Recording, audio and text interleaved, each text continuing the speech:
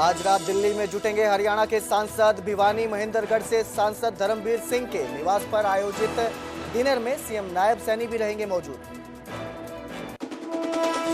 विक्रम मजीठिया की जमानत याचिका पर कभी भी आ सकता है फैसला। मोहाली कोर्ट में चल रही है सुनवाई। आय से अधिक संपत्ति मामले में नाभा जेल में है मजीठिया।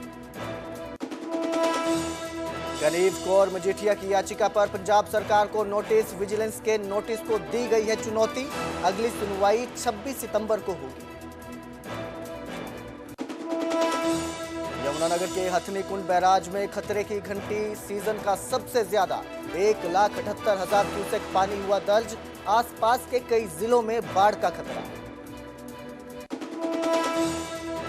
पोंग डैम में पानी खतरे के निशान के पार। जलस्तर 1,382 फीट पर पहुंचा। ब्यास नदी में छोड़ा जा रहा है पानी। कई जिलों पर मंडराया खतरा। गुरुग्राम में फिर दिखा लग्जरी कारों का स्टंट। गुरुग्राम दिल्ली एक्सप्रेसवे पर पंजाबी हरियाणवी गानों पर डांस करते कार चालकों का वीडियो हुआ वायरल। डबल वोटिंग मामले में पूर्व सीएम हुड्डा का चुनाव आयोग पर पलटवार। कहा आयोग दे हल्फनामा तो डबल वोटिंग पर देंगे सबूत। सीएम सैनी ने कहा वोट चोरी हुए तो खुद दीपेंद्र हुड्डा कैसे जीते। इंसाफ की मांग करते हुए अब छात्र भी सड़कों पर आ गए हैं। कॉलेज के छात्रों का शहर में रोष मार्च निकाला गया। सरकार से दोषियों को फांसी देने की मांग की गई। छात्र छात्राओं का पुलिस प्रशासन के खिलाफ प्रदर्शन देखने को मिला है। तो दादरी में छात्र अब सड़कों पर उतर आए हैं। कॉलेज के छात्र जो हैं वो सड़कों पर हैं, प्रदर्शन किया और इंसाफ की मांग की। परशुराम चौक पर छात्रों ने मनीषा को श्रद्धांजलि दी। छात्रों की गर्जना मनीषा के हत्यारों को फांसी दो। बहनों की सुरक्षा को लेकर छात्राओं का आक्रोश फूटा है और अब छात्र भी सड़क पर उतर आए हैं। पर आज जो ये रोष प्रदर्शन निकाल रहे हैं, ये उस समाज को, उस परिवार के पक्ष में, और ये जो अधिकारी अंदर बैठकर हवा हाँक रहे हैं, जो ये मेज पर हाथ मारकर बोलते हैं कि हमें एक गिलास पानी का लाया जाए, हमारे लिए एक बिस्लरी की बोतल लेके आई जाए, हमारे लिए गाड़ी निकाली जाए, उन सभी के खिलाफ ये रोष प्रदर्शन है कि आप केवल मात्र पानी मांगने के लिए, केवल मात्र गाड़ियों में घूमने के लिए और केवल मात्र हवा हाँकने के लिए नहीं है। आप इस समाज के लिए उस गद्दी पे बिठाए गए हैं और इस समाज के लिए काम करें। ये नहीं कि किसी बच्ची का कोई पिता जाता है तो आप उसको ये कहें कि आ जाएगी 24 घंटे में। ये आपका कर्तव्य नहीं है। आपका कर्तव्य ये है आप तुरंत अपनी फोर्स भेजें और उस बच्ची का पता लगाएं। भिवानी में शिक्षिका मनीषा हत्याकांड को लेकर शहर शहर में प्रदर्शन हो रहे हैं। महेंद्रगढ़, दादरी और झज्जर में भी लोगों ने प्रदर्शन किया। महेंद्रगढ़ शहर में बड़ी संख्या में लोग सड़कों पर उतरे और रोष मार्च निकालकर दोषियों को जल्द गिरफ्तार करने की और उन्हें फांसी की सजा देने की मांग की।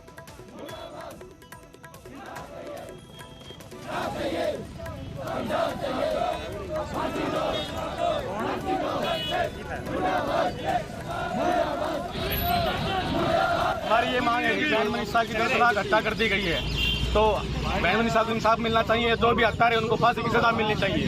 और हम भिवानी प्रशासन की पूरी लापरवाही है, तो उनकी भी कार्रवाई होनी चाहिए। जिन अधिकारियों ने लापरवाही करी उन पे कार्रवाई होनी चाहिए और निर्दोषियों को जल्द से सजा मिलनी चाहिए और फांसी की सजा मिलनी चाहिए। फांसी से कोई भी कम सजा हमें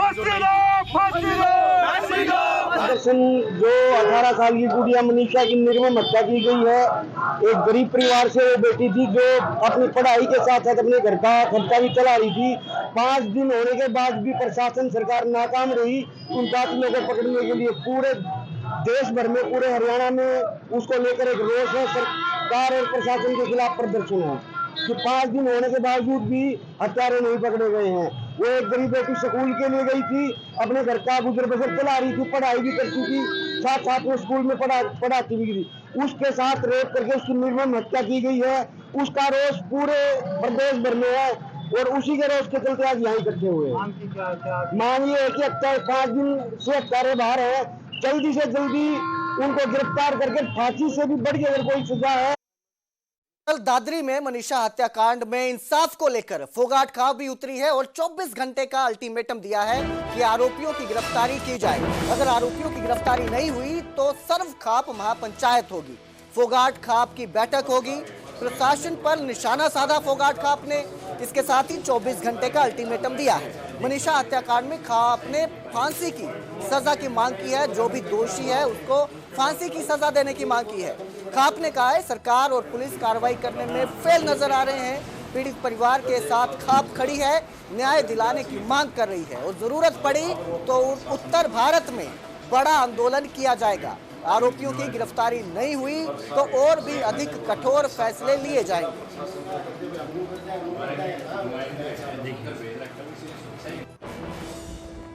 आज जो हमारी बेटी मनीषा का जो एक जघन्य हत्याकांड किया गया है, गला काट करके उसकी जो है हत्या कर करके फेंक दिया गया, उसके बारे में आज सर्वजातीय फोगाट खाप के पदाधिकारियों की मीटिंग ली गई है और इसमें ये फैसला लिया गया है कि सरकार जल्दी ही उन हत्यारों को पकड़ करके और जेल की सलाखों के पीछे करे। अन्यथा जो है, जो अभी लगभग आधा हरियाणा तो हमारी बहन बेटी को बचाने के लिए जो है सड़कों पे आ चुका है और अगर कल यानी कि 24 घंटे तक उन हत्यारों को जेल के पीछे सलाखों के पीछे नहीं किया गया तो सर्वजातीय फोगाट खाप पूरे दादरी जिले की खापों को जो है पंचायत कर करके और एक कड़ा फैसला ले करके उस बेटी की जो है हत्यारों को पकड़वाने के लिए जो कोई भी ठोस कदम उठाने के लिए तैयार है। उन हत्यारों को इससे भी कड़ी से कड़ी सजा मिलनी चाहिए। अन्यथा जो है ये पूरा दादरी डिस्ट्रिक्ट ही नहीं, पूरा हरियाणा एकत्रित होकर के उस बेटी के न्याय दिलाने के लिए जो है तैयार रहे। और अब जिक्र करेंगे गुरुग्राम दिल्ली एक्सप्रेसवे का, जो एक बार फिर स्टंटबाजों का अड्डा बना दिखाई दिया। लग्जरी गाड़ियों के साथ एक्सप्रेसवे पर स्टंट किए गए। गाड़ियों की सनरूफ खोलकर जमकर डांस किया गया। पंजाबी और हरियाणवी गानों पर डांस करते युवक नजर आए। काले रंग की 1 दर्जन से ज्यादा गाड़ियां गुरुग्राम दिल्ली एक्सप्रेसवे पर दिखी, जिन पर जमकर धमाल मचाया गया। गाड़ियों को तेज रफ्तार में चलाकर न सिर्फ ट्रैफिक नियमों की धज्जियां उड़ाई गई बल्कि लोगों की जान को भी जोखिम में डाला गया। ऐसा लगता है कि इन रईसजादों को पुलिस प्रशासन का भी खौफ नहीं रहा है। आप देख सकते हैं, तस्वीरें आपकी स्क्रीन पर हैं। सनरूफ खोलकर किस तरह से ट्रैफिक नियमों की धज्जियां उड़ाई जा रही हैं, गाने चलाए जा रहे हैं और सनरूफ खोलकर छत पर बैठे युवा नजर आ रहे हैं। इन रईसजादों को स्टंट करने से रोकने में गुरुग्राम पुलिस भी फेल नजर आई है। वीडियो में कई जगह पर पुलिसकर्मी भी दिखाई देते हैं जो दिख रहे हैं, लेकिन स्टंटबाज गाड़ी नहीं रोकते हैं। स्टंटबाजी का वीडियो वायरल है। वीडियो वायरल होते ही पुलिस सीसीटीवी खंगालने में जुटी है। सीसीटीवी फुटेज के आधार पर पुलिस आरोपियों और गाड़ियों के नंबरों की पहचान कर रही है। तो गुरुग्राम की ये तस्वीरें हैं जहां पर एक्सप्रेसवे पर एक बार फिर स्टंटबाजी की तस्वीरें सामने आई। लगातार इस तरह की तस्वीरें सामने आती रहती हैं। एक्सप्रेसवे से कई युवा जो हैं वो सनरूफ खोलकर गाड़ी की खिड़कियों में बैठकर वीडियो बनाते नजर आते हैं। सरेआम ट्रैफिक नियमों की धज्जियां उड़ाते हैं और ये वीडियो एक बार फिर सामने आई है जहां पर काले रंग की गाड़ियों में युवा बैठे नजर आ रहे हैं, स्टंटबाजी करते हैं, गाने बजाते हैं और ट्रैफिक नियमों की धज्जियां उड़ाते हैं।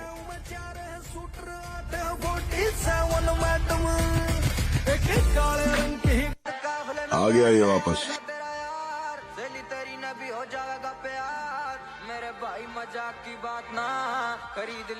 मैं बताऊंगा तुम ना बहनेंगे। तो वहीं रोहतक में वोट चोरी पर पूर्व सीएम भूपेंद्र सिंह हुड्डा का बड़ा बयान सामने आया। भूपेंद्र हुड्डा ने चुनाव आयोग पर पलटवार किया और कहा कि भूपेंद्र सिंह हुड्डा ने चुनाव आयोग से हल्फनामा मांगा है। आरोप लगाया और कहा कि हल्फनामा देकर कहें कि डबल वोटिंग नहीं हुई। आयोग के हल्फनामे के बाद डबल वोट का खुलासा करूंगा। भूपेंद्र सिंह हुड्डा ने कहा कि बड़ा सबूत होने का दावा किया है। आपको बता दें कि चुनाव आयोग ने प्रेस कॉन्फ्रेंस कर राहुल गांधी से हल्फनामा देने या देश के लिए माफी मांगने की मांग की थी, जिसके बाद हुड्डा का यह बयान सामने आया है। चुनाव आयोग तो एक किस्म से बीजेपी का सहयोगी बन गया। मैंने कहा था हरियाणा के जो चुनाव आयुक्त हैं उनका भी बयान आया था, एक बार एफिडेविट दें। मेरा चैलेंज है भाई, चुनाव आयोग एफिडेविट दे कि कोई 2 वोट डुप्लीकेट वोट नहीं बनी हुई है, कोई ऐसी वोट, फिर हम देखते हैं, मैं दूंगा सबूत। पहले एफिडेविट दे सरकार चुनाव आयोग का मैंने हमारे उसमें कोई गड़बड़ी नहीं है। तो मैं दिखाऊंगा एक एक घर में 400 वोट बनी हुई है, हाउस नंबर 0 पर इतना धांधली हुई है, सबको मालूम है। अब राहुल गांधी जो है सब लोगों की आवाज उठा रहे हैं। तो वोट चोरी के आरोपों को लेकर सियासी घमासान तेज हो गया है। कांग्रेस सांसद दीपेंद्र हुड्डा ने चुनाव आयोग पर सवाल उठाए, चुनाव आयोग पर बीजेपी के लिए काम करने का आरोप लगाया। कांग्रेस पर सीएम नायब सैनी का पलटवार भी आया और पूछा कि अगर धांधली हुई तो हुड्डा कैसे जीते चुनाव। तो ये जो है वार पलटवार का सिलसिला अब तेज हो गया है। सीएम सैनी ने कांग्रेस के आरोपों को दुर्भाग्यपूर्ण बताया है।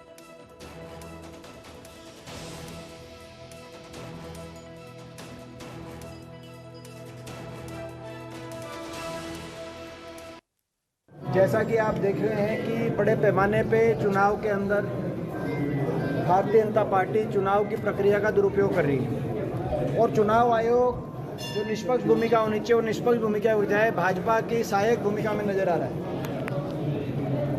भाजपा का एक ही उद्देश्य रह गया है, शाम दाम दंड भेद और यंत्र मंत्र और तंत्र के दुरुपयोग से सत्ता को हासिल करना, यानी कि जन भावनाओं से सरकार को ना बनाना। नायब सिंह जी के शब्दों में मैं कहूँ तो सारी व्यवस्थाओं का इंतजाम करके सत्ता पे काबिज होना। जो उन्होंने कहा था कि जन भावना से नहीं, लेकिन सारी भाजपा की के पास सारी व्यवस्थाएं हैं सरकार बनाने। ये जो व्यवस्थाएं हैं ये लोकतंत्र के लिए खतरा है। भाजपा की जो व्यवस्थाएं हैं जो जन भावनाओं से जनादेश को चुराने का काम करती हैं, भाजपा की व्यवस्थाएं, ये लोकतंत्र के लिए खतरा है। दीपेंद्र को ये पूछना चाहिए, कह देता है कैसे जीतते आ कहते अगर कह दे कहीं 60 गांठ थी चुनाव गिल्लो, कह देता है नहीं जीतता था, फिर कहता है कैसे जीतते आ। और इनके समय के अंदर किस प्रकार से वोटों का दुरुपयोग होता था, किस प्रकार से ये वोटों को इकट्ठी करके साइड में कर देते थे जीतने वाले की और अपने आप घोषणा करवा देते थे, कहा ये जीत गया। ये लोकतंत्र को दबाने का काम करते थे, ये इस अत्याचार करते थे ये लोग।